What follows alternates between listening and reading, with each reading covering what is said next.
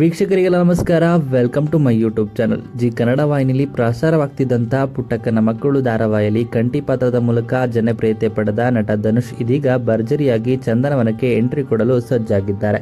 ಈಗಾಗಲೇ ಸಿನಿಮಾ ಮುಹೂರ್ತ ಕೂಡ ನಡೆದಿದೆ. ಯಾವ ಸಿನಿಮಾ, ಯಾರು ನಾಯಕಿ ಅನ್ನೋದನ್ನ ಈ ವಿಡಿಯೋ ಮೂಲಕ ತಿಳಿಸ್ತೀನಿ. ವಿಡಿಯೋ ಸ್ಕಿಪ್ ಮಾಡದೆ ಕೊನೆವರೆಗೂ ನೋಡಿ.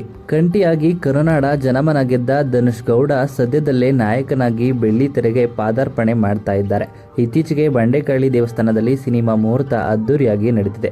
ಸಿನಿಮಾಗೆ ಇನ್ನೂ ಹೆಸರಿಟ್ಟಿಲ್ಲ. ಇನ್ನು ಟಗರುಪಲ್ಯ ಸಿನಿಮಾ ಮೂಲಕ ಅಪಾರ ಮೆಚ್ಚುಗೆ ಪಡೆದುಕೊಂಡ ನಿರ್ದೇಶಕ ಉಮೇಶ್ ಕೆ ಕೃಪಾ ಈ ಸಿನಿಮಾ ನಿರ್ದೇಶನವನ್ನು ಮಾಡ್ತಾ ಇದ್ದಾರೆ.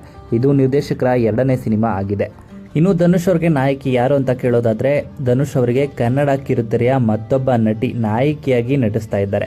ಸದ್ಯ ಸ್ಟಾರ್ ಸುವರ್ಣ ವಾಹಿನಿಯಲ್ಲಿ ಪ್ರಸಾರವಾಗ್ತಿರುವಂತಹ ಜಯಲಲಿತಾ ಧಾರಾವಾಹಿಯ ನಾಯಕಿ ಲಲಿತಾ ಪಾತ್ರಧಾರಿ ಮನಸ್ವಿ ಅವರು ಸಿನಿಮಾಗೆ ನಾಯಕಿಯಾಗಿದ್ದಾರೆ.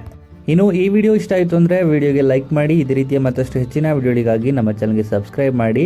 ಇನ್ನು ಧನುಷ್ ಅವ್ರಿಗೆ ಮನಸ್ವಿ ಜೋಡಿ ಆಗ್ತಿರೋದ್ರ ಬಗ್ಗೆ ನಿಮ್ಮ ಅನಿಸಿಕೆಯನ್ನು ಕಮೆಂಟ್ ಮೂಲಕ ಕಮೆಂಟ್ ಮಾಡಿ ತಿಳಿಸಿ.